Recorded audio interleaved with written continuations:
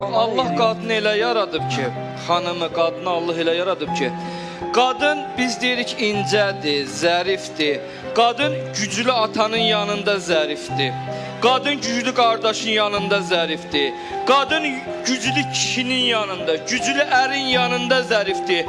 Əgər bir qadın bir atadan, bir qardaşdan, bir ərdən, bir kişidən güc, qüdrət görməyəndə qadın özü dönür ən böyük gücə. Hansı ki, onu sənin kimi, mənim kimi milyon kişi gələ idarə edə bilmir. Bəyəm, qadınlara mən üzr istəyirəm, boynuna yük qoyublar ki, sən ərə gedəcəksən, ərin içəcək, piyan, uşağa baxmayacaq, sən niyə dözməlidir? Yaxşı eləyib dözməyib, o dözməyib, qəhrəman bir qadına çevrilib.